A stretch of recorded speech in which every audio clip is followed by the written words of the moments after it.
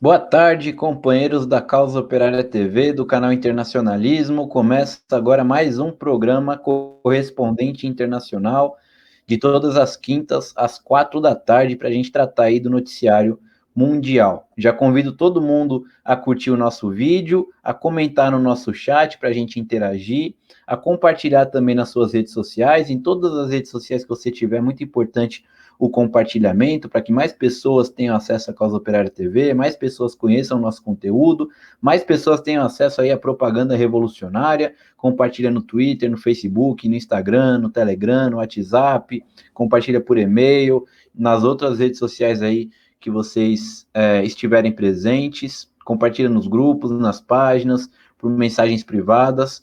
Vamos espalhar aí a Causa Operária TV para a gente chegar logo a 100 mil inscritos. E caso você não seja inscrito no nosso canal, tem um botãozinho inscreva-se aqui embaixo do nosso vídeo. Você vai ser mais um aí dos mais de 93 mil inscritos para a gente chegar logo aos 100 mil inscritos. Além disso, torne-se membro da Causa Operária TV, né? A gente tem um programa de membros aí que o mais básico é de R$ 7,99 por mês. O programa de membros, ele é um programa muito importante porque ele é a principal fonte de renda da Causa Operária TV, né? É a partir do programa de membros, da contribuição financeira dos nossos companheiros que nos assistem, que a gente pode comprar novos equipamentos, fazer a manutenção de outros equipamentos, né? Criar mais programas, aumentar a nossa grade de programação, modernizar também a nossa tecnologia, fazer reportagens, documentários, que é uma coisa que a gente já está planejando fazer e graças à contribuição que a gente recebe dos nossos companheiros, né, a gente vai poder realizar aí mais essa iniciativa da Causa Operária TV. Então, se você ainda não é membro da COTV, torne-se membro do nosso canal por apenas R$ 7,99 por mês. Queria convidar vocês também a se inscreverem no canal Internacionalismo. Vocês podem acessar aqui na Causa Operária TV mesmo, no menu canais, vai aparecer o Internacionalismo, ou então na ferramenta de busca do YouTube, vocês escrevem Internacionalismo e filtram por canais, que vai aparecer ali o nosso canal Internacionalismo, que é o canal que abriga os programas internacionais da Causa Operária TV, como é o caso do Correspondente Internacional, do Conexão América Latina e do podcast O Mundo em uma Hora. Nesse canal, a gente posta esses programas e também a gente posta os nossos vlogs, né, dos nossos correspondentes aí em vários locais, como o companheiro Cláudio Martini da Espanha, como o companheiro Youssef, que é o nosso correspondente para assuntos africanos, blog que a gente vai postar aí entre hoje e amanhã, mais um comentário do nosso companheiro sobre o que está acontecendo aí em diversos países da África, onde a gente também posta a coluna da Márcia Chueri para o Conexão América Latina, direto de Cuba, né? A gente tem um em Havana e a gente vai falar um pouco sobre Cuba aqui, porque a gente está postando, inclusive, também na, na causa operária, no canal Internacionalismo, os vídeos aí gravados pelos militantes do PCO em solidariedade a Cuba e denunciando o bloqueio econômico contra o país caribenho. Inclusive, vamos. Eu fiz um roteiro aqui, vou destruir esse roteiro para a gente exibir um desses vídeos aí, já que falei sobre isso. Queria que a produção colocasse agora um desses vídeos gravados por nossos militantes em solidariedade a Cuba.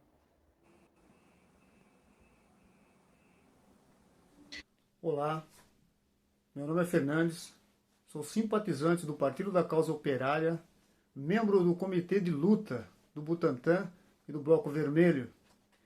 Venho aqui denunciar e prestar solidariedade ao povo de Cuba e à Revolução Cubana, devido ao ataque criminoso feito pelos gusanos, comandado pelo imperialismo norte-americano.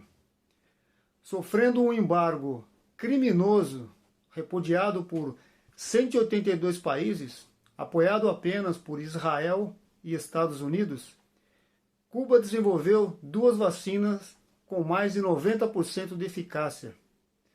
Mas quando começa a vacinar seu povo, sofre esse ataque violento dos Yankees. É preciso que no dia 24 de julho todos venham às ruas contra esse embargo cubano contra Bolsonaro, contra o PSDB e por Lula presidente. Fim do embargo cubano já!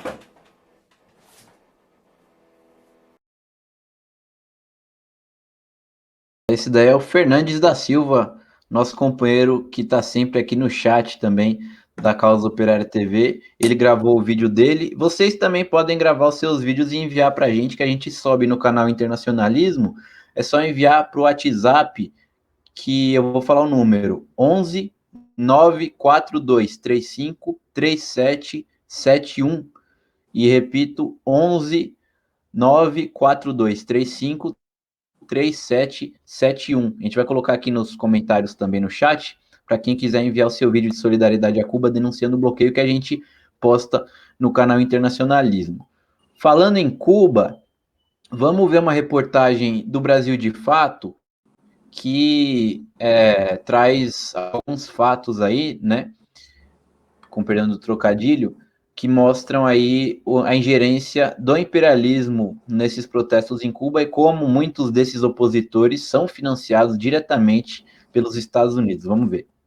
Cuba voltou a ocupar lugar de destaque na imprensa internacional nesta semana. Não necessariamente porque foi o primeiro e único país da América Latina a desenvolver 5 vacinas contra a Covid-19, 2 com eficácia superior a 92%. Mas porque o país foi palco de manifestações opositoras ao governo. No último 11 de julho, cerca de 1.000 pessoas participaram de protestos em ao menos 12 pontos da ilha. Quem mora em Cuba reconhece que o bloqueio econômico promovido pelos Estados Unidos traz consequências como a escassez de alimentos, produtos de higiene, apagões elétricos, que agora se somam a uma nova onda de Covid-19 e contribuem para o descontentamento da população. Mas o que se viu foi diferente. Mais uma novidade em Cuba, né, que causou realmente um estranhamento e uma perplexidade, inclusive da população que tem sido, que tem colocado muito a demanda, né, de melhorias das condições econômicas e sociais aqui em Cuba, foi uma ação de ódio. Violência extrema, vandalismo, violência contra o próprio povo que saía às ruas, né, com símbolos da revolução. Nós que tivemos domingo nas ruas vimos isso, sentimos isso, né? Isso foi muito pesado, o povo ficou assustado. Não é uma cultura desse povo agir assim. Aqui a gente tem alguns dados que deram mais ou menos 1.000 pessoas que vieram por Centro Havana, por Havana Velha, passando em vários lugares, fazendo ações muito rápidas e muito bem controladas e organizadas. A gente está aqui, associa isso realmente às ações midiáticas com esse caráter da Revolução Híbrida e Revolução Colorida. Revolução Colorida é uma tática de guerra dos Estados Unidos que busca desestabilizar governos através da promoção de protestos como se acontecessem de maneira espontânea, com palavras de ordem genéricas, sem muitas demandas claras. As principais palavras de ordem e hashtags presentes nas manifestações são símbolos que há alguns meses vêm sendo promovidos pela oposição, como SOS Cuba e Pátria e Vida, nome de uma música lançada em fevereiro por artistas cubanos famosos que vivem em Miami. Alguns também fazem parte do movimento San Isidro, que surgiu em novembro de 2020 e se auto-identifica como anticomunista, como Michael Osorbo Castillo, membro do movimento e o dos cantores de Pátria e Vida, que pede uma invasão militar e um bloqueio total contra o seu próprio país. A CEREO apoia ahora mismo una invasión. Va a invadir Cuba, vengan para acá. Dale, vengan. Vengan, van a empezar a meterle dron a las estaciones. Vengan para acá. Dale a hacer, si lo estamos esperando a hacer. El mismo Michael Osorbo ha dicho que es un canto de guerra. Entonces no hay nada de patria y vida ni de paz, pero es el mismo patrón que se utiliza en estas revoluciones de colores mediante un discurso de paz, imponer la violencia. Nos Estados Unidos, além do prefeito de Miami, cidade que concentra cerca de 1.700.000 cubanos, outros parlamentares do Partido Republicano, que também são de origem cubana, estão promovendo uma campanha a favor da intervenção militar dos Estados Unidos. Por isso, o mensaje ao pueblo é: quédense na calle, sigan peleando por sus derechos, porque el fin está muy cerca y solamente ustedes lo pueden lograr. Nosotros estamos detrás de ustedes. apoyándolos. E esse apoio não é só no discurso. No dia 3 de julho, a USAID ofereceu 2 milhões de dólares para promover grupos independentes da sociedade civil que supostamente pressionam por maiores direitos humanos e liberdades, mas que, na verdade, se opõem ao sistema socialista e defendem o ultraneoliberalismo. Los Estados Unidos disponen cada año cerca de 20 millones de cubas para la promoción de la democracia. Esto lo que en realidad quiere decir es que se busca un cambio de régimen en Cuba, tan simple como eso. En cuanto a la distribución de ese financiamiento, hay distintas maneras en que se hace llegar el dinero a organizaciones, usualmente dentro del territorio norteamericano o en otros países, y una pequeña parte de ese dinero, realmente hay que decirlo así, termina llegando a Cuba, como el caso del movimiento San Isidro. Sí han estado más claros determinados laços. Entre os promotores da campanha SOS Cuba estão Article 19, a Fundação para a Democracia Pan-Americana, Cuba Decide, ADN Cuba e outras entidades dirigidas por cubanos com vínculos diretos com figuras de extrema-direita nos Estados Unidos, Europa e na América Latina. Hay un patrón que yo le llamo metabólico, que es que se desposea a los países para alimentar a una clase social que fundamentalmente una clase ONGera, es decir, una clase que se ha vinculado a todo este movimiento de las ONGs, que metaboliza dinero, fondos, discurso, cultura. O governo cubano, além de sair a dialogar com os manifestantes no último domingo, anunciou também medidas como a recuperação de 2 termoelétricas até o final de julho para evitar os apagões, maiores medidas de restrição, novas equipes e estruturas para atender a segunda onda de contágios da Covid-19 e a permissão de importação privada de alimentos, medicamentos e produtos de higiene pessoal. O jornalista Daniel Monteiro é um dos tantos cubanos que buscam uma reconciliação nacional. Por um lado, que o governo continue atendendo às reais demandas da população e não a agenda apresentada por organizações financiadas para a desestabilização nacional.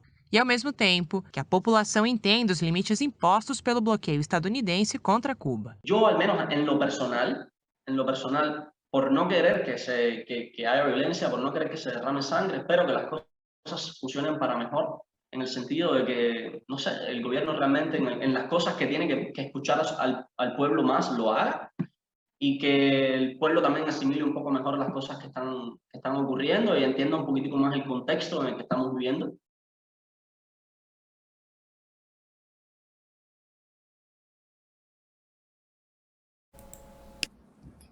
Bom, e o PCO, né, iniciou uma campanha aí de solidariedade a Cuba.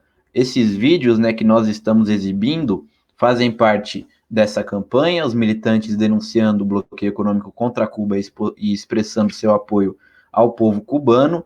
Além disso, né, o PCO, já que não é um partido que vive apenas de palavras, mas sim de ações, está confeccionando faixas denunciando o bloqueio econômico a Cuba e defendendo a Revolução Cubana, faixas que já serão levadas nos atos desse sábado, dia 24 de julho, nas principais cidades do país, pelo Fora Bolsonaro. No Bloco Vermelho, que é composto por militantes do PCO, dos comitês de luta, militantes da base da esquerda, vamos levar faixas aí em defesa de Cuba, bandeiras de Cuba, e convidamos todo mundo aí que se solidariza com Cuba a participar, né, dessa manifestação junto a nós do Bloco Vermelho, junto com os companheiros que vão estar aí com a faixa de Cuba, com as bandeiras de Cuba. Se você tiver uma bandeira de Cuba, leva a bandeira de Cuba. Se tiver a bandeira da Venezuela, leva a bandeira da Venezuela, bandeira da Síria, do Iraque, da Palestina, do Irã, da Coreia do Norte. A gente é um partido internacionalista e anti-imperialista e a gente se solidariza com todos os povos do mundo que sofrem as agressões do imperialismo. Inclusive, vamos ver mais um vídeo aí dessa campanha dos militantes do PCO se solidarizando com Cuba. Olá, buenas tardes. Me llamo Diogo, soy militante de izquierda, soy militante del PCO, del Partido de la Causa Operaria, acá de Brasil, y me pongo en apoyo a Cuba, en solidaridad a los cubanos, al gobierno cubano contra los gusanos y contra el imperialismo de Joe Biden, de Europa y los demás. Estamos juntos, estamos también atacando los gusanos y el fascismo del Brasil, de Latinoamérica y del mundo.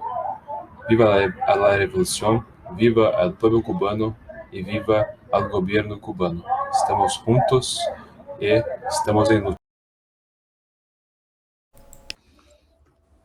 Bom, queria agradecer já ao pessoal que está assistindo ao nosso programa, o Rodrigo Silva, dá uma boa tarde. Jesus era humano, sou eu, envia um super sticker, muito obrigado. O Ernesto Abdala Filho, que não perde um correspondente internacional, e envia aqui um super chat. Valeu, companheiro Ernesto. E a Júlia Scalvenzi, que faz parte do nosso podcast O Mundo em Uma Hora, ela fala que dessa vez aqui ela chegou cedo, porque da outra vez ela tinha chegado no final e perdeu o programa, teve que assistir o programa depois.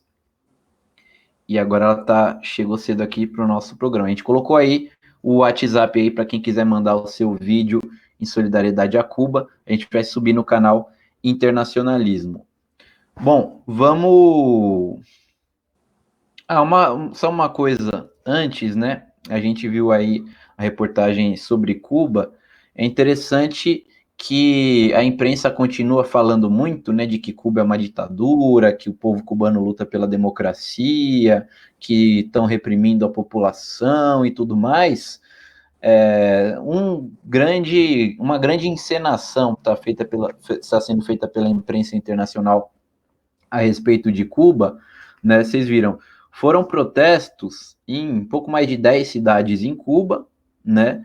Que levaram 1.000 pessoas, 1.000 pessoas, e tá tendo toda essa campanha internacional aí, tá todo mundo, todos os órgãos do imperialismo, imprensa, Congresso americano, PSTU, todo mundo que trabalha para o imperialismo tá aí agora fazendo uma palhaçada, né, falando que em Cuba está tendo uma revolução da população e o governo é uma ditadura, mas, né, não se fala no que está acontecendo na África do Sul, né? Na África do Sul, onde o povo está protestando, entre outras coisas, contra a prisão ilegal do ex-presidente Jacob Zuma, que a gente falou na semana passada aqui, é um golpe, é parecido com o que fizeram com o Lula aqui no Brasil, é um golpe do imperialismo, e contra a situação catastrófica de fome, de miséria, de desemprego, de coronavírus, né, contra o povo sul-africano. E nesses protestos, mais de 276 pessoas foram assassinadas pela polícia, né? Só que a gente não vê aí, entrem na Folha de São Paulo, no Estadão, no Globo, peguem as reportagens, artigos deles nas últimas 2 semanas e vamos comparar quantos foram publicados a respeito dos protestos e da repressão na África do Sul e quantos foram publicados sobre Cuba, né? É uma campanha muito manipuladora, né? Ou então a gente pode comparar com o que é feito com relação à própria Colômbia, né? Onde cerca de 100 pessoas também foram assassinadas pela polícia, né? Nos protestos, esses sim enormes que têm ocorrido no país, que durante meses, né? Só que também não se fala nada na imprensa imperialista. Apenas se fala a respeito do que acontece em Cuba.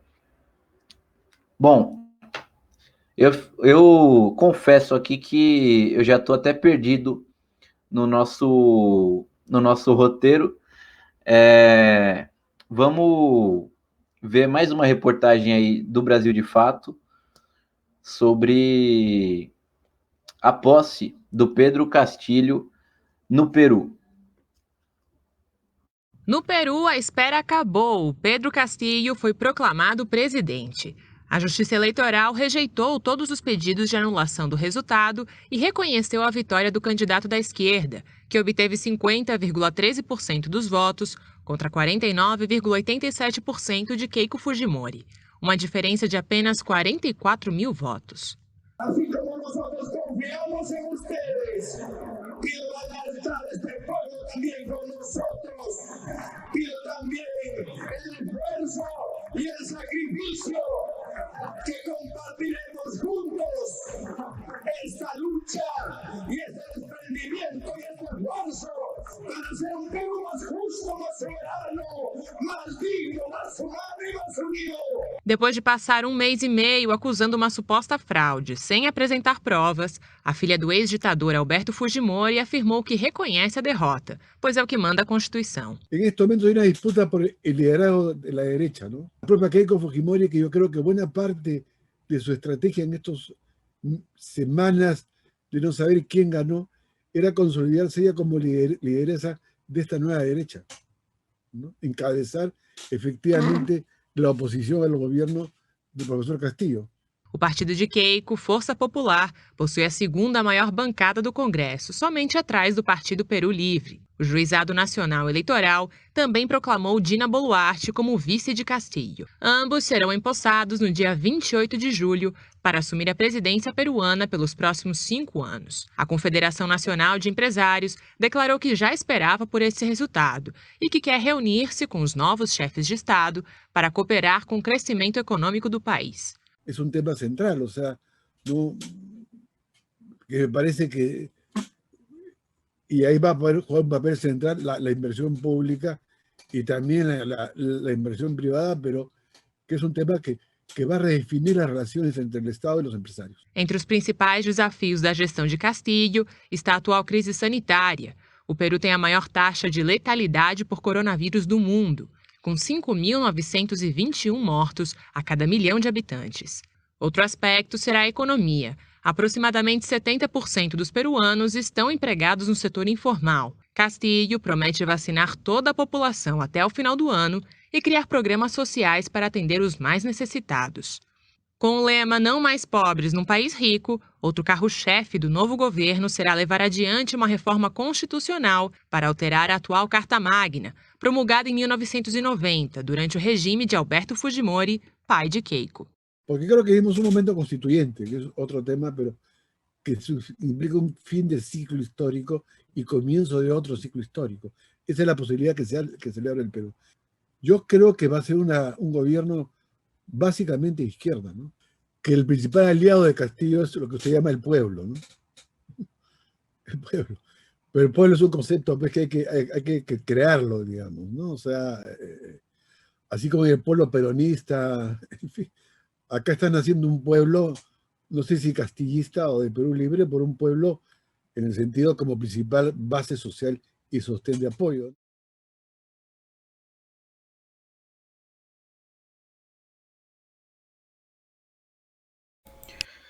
Uma nota aqui sobre a questão do Peru, né? A gente sempre foi reticente com o Pedro Castillo, né? Um político muito confuso, membro de um partido que é tão confuso quanto ele politicamente, né? Que tem posições esquerdistas e tem posições direitistas, que tem um passado aí meio estranho, né?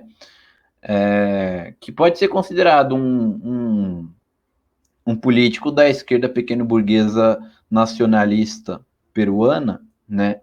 E que, como tal, sempre busca alianças com a burguesia.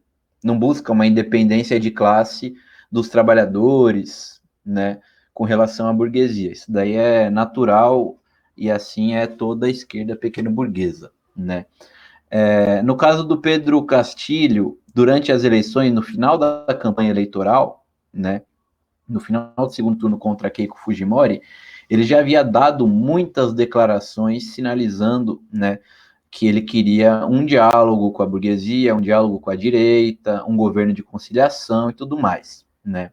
Agora, né, que ele tomou posse, isso daí fica ainda mais claro. Vocês viram aí na reportagem que os industriais peruanos, né, já vão aí se reunir com ele para falar, meu amigo, você falou umas coisas aí, bonitinho, mas agora tá na hora de a gente mostrar como é que se faz.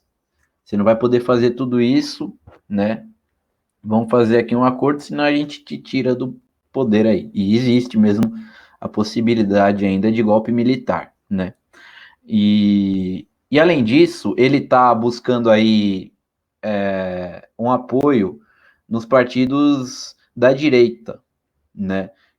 É que nem a esquerda pequeno burguesa aqui. Ah, vamos se aliar com o Alexandre Frota, com a Joyce Hasselman, com o MBL, porque eles não são igual ao Bolsonaro, eles também são opositores ao Bolsonaro. Então a esquerda pequeno burguesa é assim em todo lugar. E o Pedro Castilho, né, já está sinalizando isso daí também, que vai tentar ir acordos aí com a direita não fujimorista para poder governar.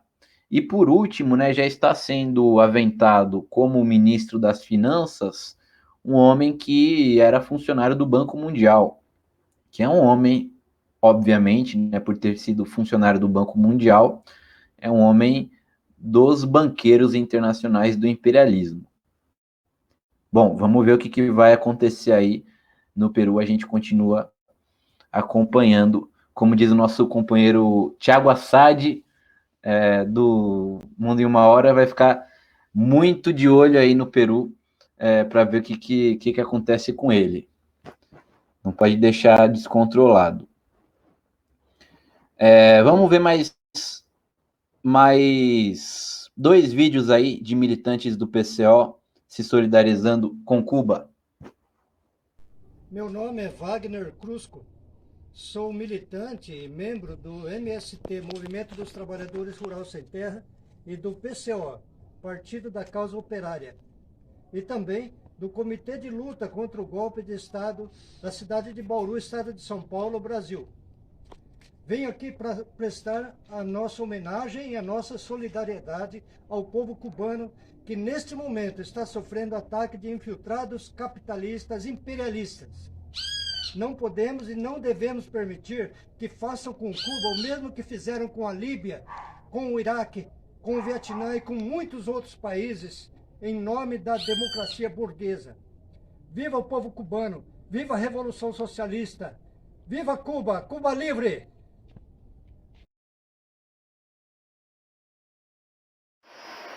Olá, sou Lino Alves, militante do PCO Juazeiro do Norte. Estamos aqui convocando todos os trabalhadores de todos os povos de todo o mundo a aderirem a uma campanha de solidariedade ao povo cubano. Primeiro, o povo cubano não precisa de nada do império, de nada de outros países, mas precisa de uma coisa, que seja retirados os embargos econômicos do país. É a única coisa que o povo cubano precisa. Eles não precisam de empréstimo, de dinheiro, etc. Precisam que sejam retirados esses embargos, pois esses embargos ou bloqueios econômicos são a mesma coisa que uma bomba em uma guerra. E isso acontece há 60 anos. Cuba tem 2 vacinas para o Covid-19, morreram apenas 1.430 pessoas nesse país, e enquanto no Brasil morreram a cifra de 442 mil pessoas. Ou seja, este país é simplesmente o máximo em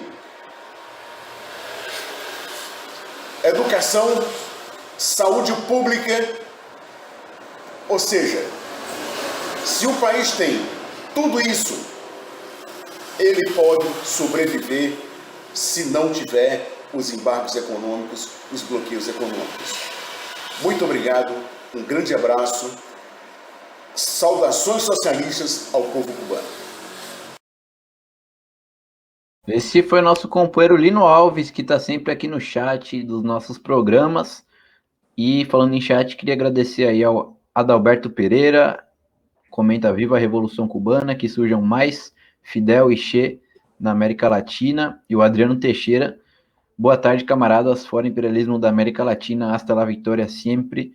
Lembrando aí que vocês podem enviar também um vídeo de solidariedade a Cuba, a gente colocou aí no chat, com o canal Internacionalismo, enviem para o WhatsApp 11 94235 3771.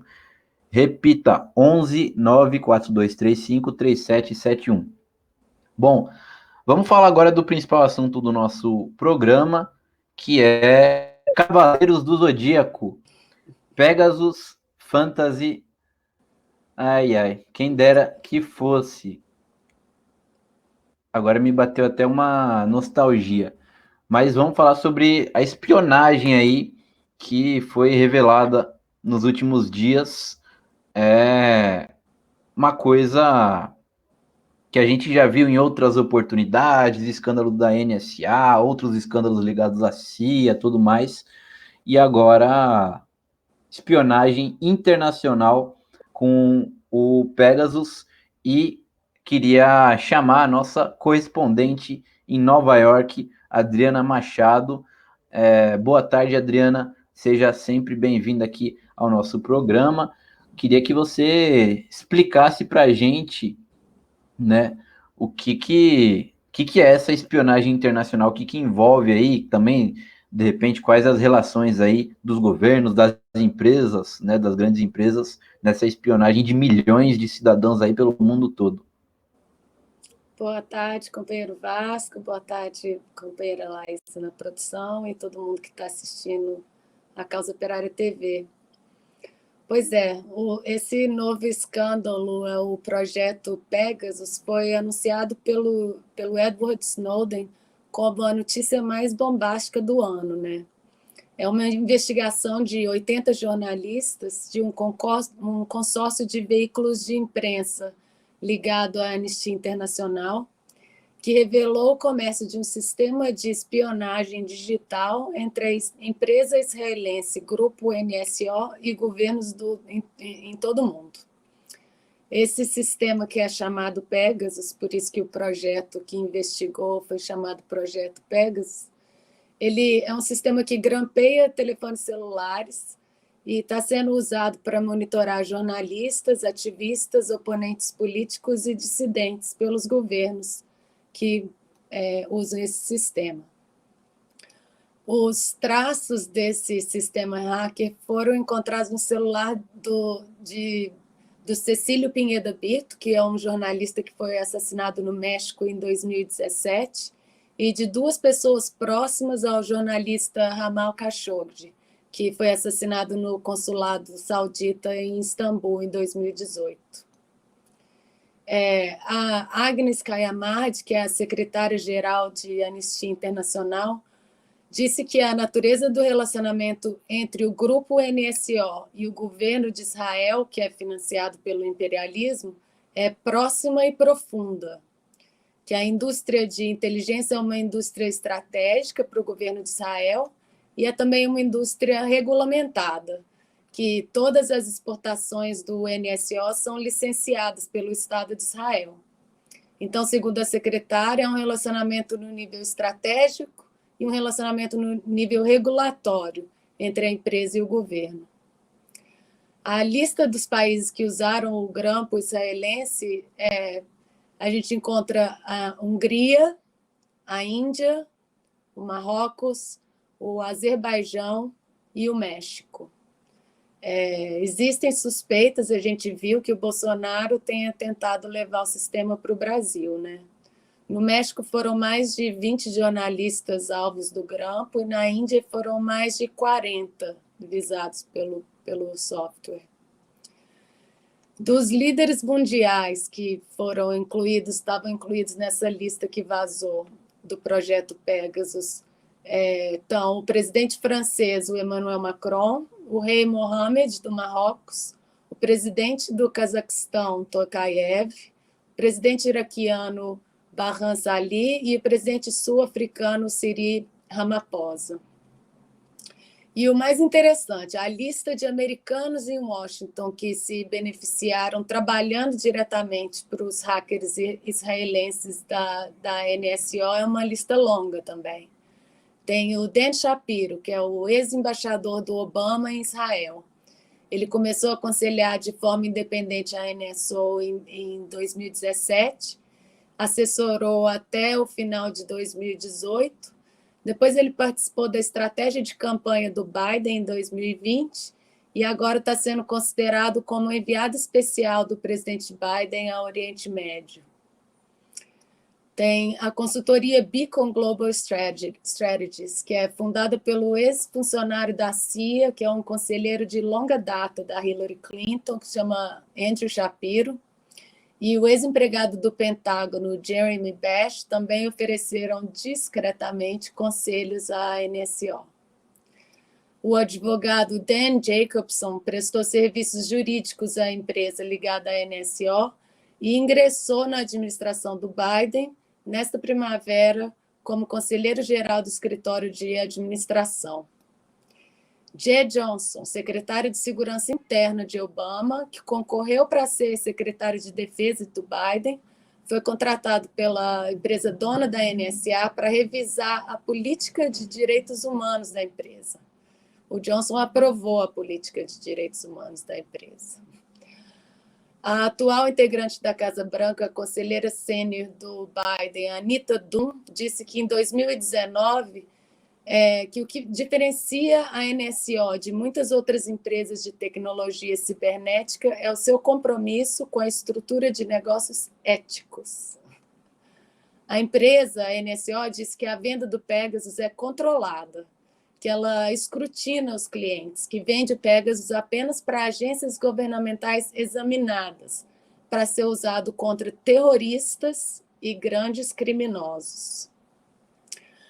No Dia Mundial da Privacidade de Dados, em janeiro, nas redes sociais, a NSO comentou: no grupo NSO, nos comprometemos com altos padrões éticos de negócios ao incorporar proteções aos direitos humanos em todos os aspectos do nosso trabalho. Depois do escândalo que vazou essa lista de milhares de possíveis alvos dos grampos, a empresa afirmou que não pode ser ligada aos assassinatos dos jornalistas e que o grupo tem boas razões para acreditar que essa lista de milhares de números de telefone não é uma lista de números visados pelos governos que usam Pegasus, mas, em vez disso, pode ser parte de uma lista maior de números usados pelos clientes para outros fins. Que não seja, a gente não sabe quais seriam esses outros fins, né? Já que é um sistema de espionagem. E a última observação é que a NSO diz que é tecnologicamente impossível espionar os números de telefones americanos. E o Snowden caracterizou essa fala como uma mentira descarada. Eu acho que o que a gente tem que lembrar é o que a gente já falava aqui há muito tempo, que os Estados Unidos estão financiando Israel nesses programas militares em bilhões de dólares. Muitas pessoas falam que Israel é mais um estado dos Estados Unidos da América. E a gente vê que os países ligados, né, que estão usando esse sistema, são países que estão alinhados com as ideias imperialistas. E a gente duvida que a Síria, por exemplo, poderia comprar esse sistema. Então, eu acho que, como conclusão, o que a gente pode falar é que a gente está vendo uma monopolização da inteligência mundial. A gente viu o assassinato do presidente do Haiti usando mercenários da Colômbia. Então, existe essa união aí do imperialismo com os países que estão alinhados com ele na questão de espionagem e que tão cedo a gente vai conseguir resolver esse problema, né? A gente já viu, né, em várias oportunidades aí, na verdade, desde quando o imperialismo, ele conseguiu, principalmente após a Segunda Guerra Mundial, né, com novas invenções tecnológicas, né, desenvolvimento aí da informática, tudo, o imperialismo fazendo uso, né, de tudo isso, e, logicamente, os governos imperialistas, a começar pelo governo dos Estados Unidos, e fazendo uso aí dessas empresas, né, que são ligadas, assim, até a medula aos serviços de inteligência, principalmente norte-americanos, né, para espionar a população internacional, né, a população do mundo todo. A gente, até hoje, né, uma figura internacionalmente conhecida, né, é o Edward Snowden, né, e ele ficou conhecido justamente pelo vazamento aí de diversos documentos que comprovam, né, a espionagem do governo dos Estados Unidos, principalmente a outros países e aos cidadãos aí. O Chelsea Manning também, né, que serviu na Marinha norte-americana, foi perseguida, né, fez a cirurgia de mudança de sexo e é perseguida até hoje aí pelo imperialismo por ter vazado essas informações. Agora está saindo um caso do Daniel Hale, que eles estão tentando colocar ele na prisão durante 9 anos, porque ele falou sobre os ataques de drone. Ele era administrador de drones, de ataques de drones, e aí mostrou como que o Obama aparecia falando que os ataques de drones eram super controlados, que só os terroristas e criminosos eram alvos, e ele mostrou para o mundo inteiro que tinha criança morrendo, que o programa era completamente louco e colocado em prática de uma maneira assim que não tinha muito controle, que era simplesmente ia lá e matava o pessoal. E ele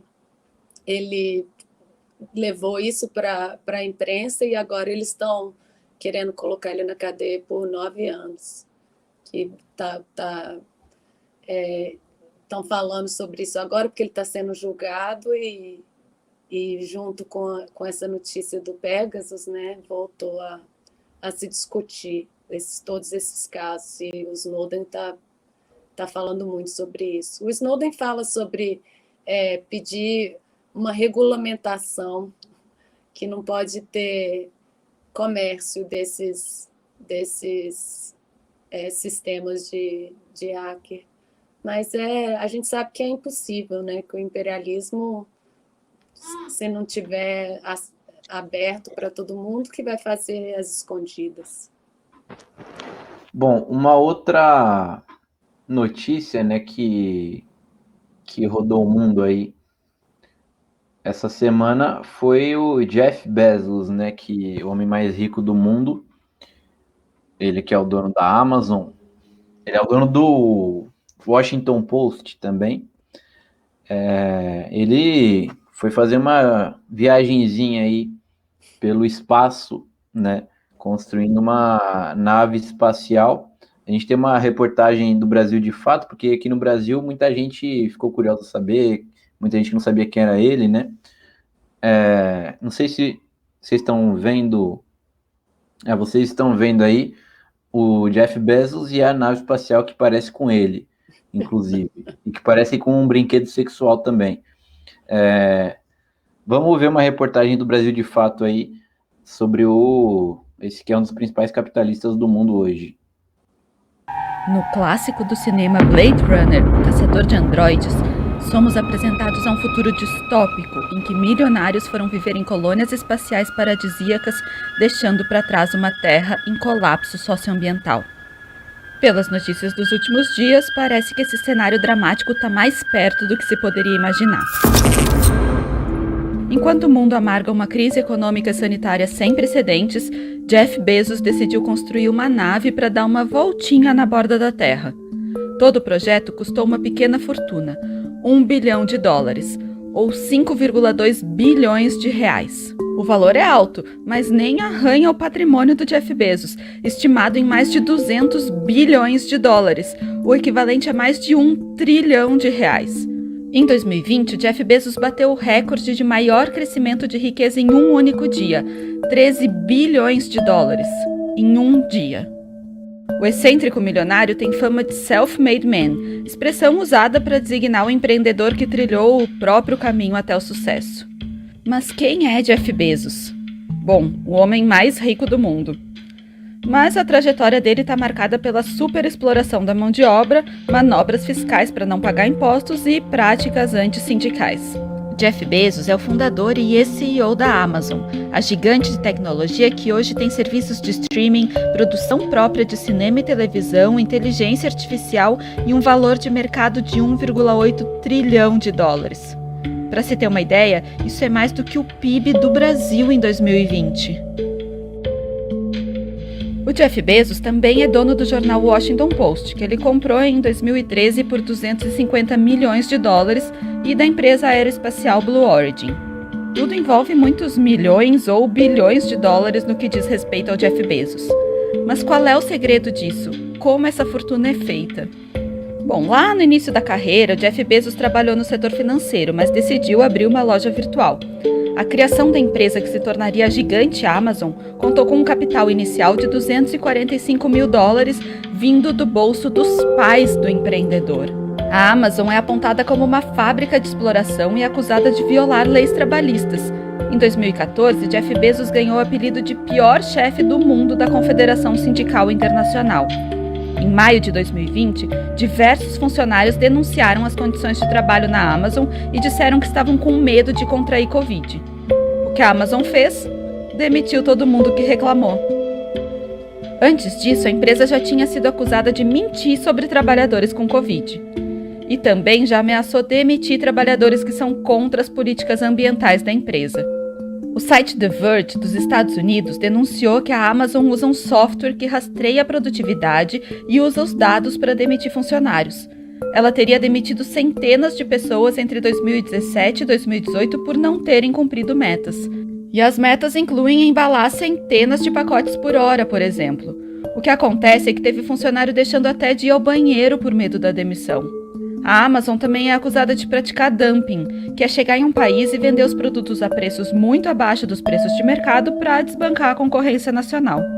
Ainda jovem, Jeff Bezos afirmou que gostaria de retirar todas as pessoas da Terra e transformá-la em um grande parque nacional. O discurso foi feito na formatura do colégio, que teve Bezos como orador, segundo uma reportagem do Infomoney. Hoje, a fome atinge pelo menos 10% da população mundial, segundo a Organização das Nações Unidas. No Brasil, assistimos à erradicação da floresta que dá nome à gigante multinacional. Enquanto persegue sua utopia juvenil, Jeff Bezos contribui para transformar o planeta em um ambiente inóspito onde só os milionários têm salvação.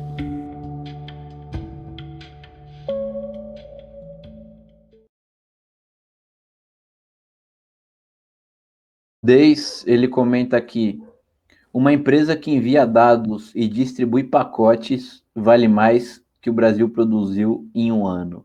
Isso daí chama-se capitalismo, imperialismo. Adriana, você quer falar um pouquinho, comentar rapidamente sobre isso? Eu queria comentar que a gente, aqui, o Comitê de Luta e o PCO, tem participado de protestos, e como tem muitas pessoas aqui da cidade de Nova York que trabalham na Amazon, sempre tem atos ligados com as pessoas que estão organizando. Existe um sindicato das pessoas que trabalham na Amazon, o Chris Malls, que é um dos organizadores, estava no último evento que a gente participou. Teve um outro evento que a gente fez, que foi, a gente saiu da praça e fez uma caminhada até o apartamento do Jeff Bezos. O Jeff Bezos tem vários apartamentos imensos aqui em Nova York, então a gente foi na porta de um deles para incomodar um pouco. É impressionante que um cara rico como esse, que oprime tantos trabalhadores, que a gente lembra lá no Alabama, teve a votação para ver se os empregados podiam se sindicalizar, e teve muita fraude, pressão em cima dos trabalhadores, e essa coisa que ficou famosa no mundo inteiro, que os trabalhadores são tão oprimidos que eles não têm direito nem de ir ao banheiro, que muitos têm que fazer xixi numa garrafa, porque se saírem dos seus postos, eles perdem parte do salário, ou então são demitidos. Então, é uma pessoa horrível, que ainda tem a cara de pau de chegar na mídia, parte da mídia que ele é dono, tipo Washington Post, e falar que agradecer os trabalhadores e clientes da Amazon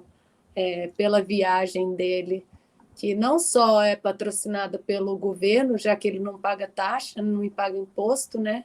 Mas que ele também está lucrando, vendendo essa viagem, e ainda chega lá e dá esse tapa na cara dos trabalhadores, falar: o seu esforço aí está pagando para eu passear pelo mundo, pelo espaço, numa época que a gente daqui de Nova York estava sentindo a fumaça dos fogos do Oregon aqui, chegou até aqui, a poluição dos incêndios do Oregon. Então, a gente sabe muito bem quem são os nossos inimigos, o que a gente tem que fazer é organizar, porque a situação já passou do absurdo. Beleza. É isso aí. O Tovarish Carneiro está aqui com a gente para dar um alô, nosso correspondente, às vezes em Luxemburgo, às vezes em Minsk, nesse momento em Minsk. Ele que escreve aí para o blog Internacionalismo, inclusive vai ter uma matéria dele amanhã sobre a situação na França. Bom, a gente vai terminando por aqui, o correspondente internacional. Valeu, Adriana, valeu a todo mundo que assistiu a gente. Vamos ver agora, para terminar, 3 vídeos mais aí da campanha dos militantes do PCO em solidariedade a Cuba contra o bloqueio imperialista, e logo em seguida vocês ficam com o J5. Valeu, pessoal. Olá, boa tarde. Eu sou Eric Menezes, falando aqui de Salvador, militante do Partido da Causa Operária, bancário. Estou aqui prestando a nossa solidariedade ao governo cubano, à Revolução Cubana e ao povo cubano e a sua bravura em enfrentar todos os crimes do imperialismo, esse bloqueio criminoso que vem atuando como um flagelo da população cubana. Todo apoio à Revolução Cubana, ao povo cubano e ao governo cubano. Olá, eu sou Pedro do Livramento, militante do Partido da Causa Operária, estudante, entregador de aplicativo, e venho aqui fazer minha manifestação de solidariedade ao povo cubano, ao regime cubano, que agora sofre uma ofensiva imperialista de interesses escusos para acabar com a autonomia do povo cubano e a soberania sobre os seus recursos naturais e a sua própria política internacional. Fica aqui registrado. Estamos contra absolutamente essas ofensivas de calúnias, de fake news também, e também da própria intervenção na autonomia do povo cubano. Boa tarde, companheiros. Me chamo Pedro, da Aliança da Juventude Revolucionária, e venho aqui hoje declarar o meu total apoio ao povo cubano, contra os ataques que o imperialismo tem há muito desferido contra a nação. O bloqueio precisa acabar, e isso só vai acontecer com a mobilização de todos aqueles que se colocam do lado progressista da história.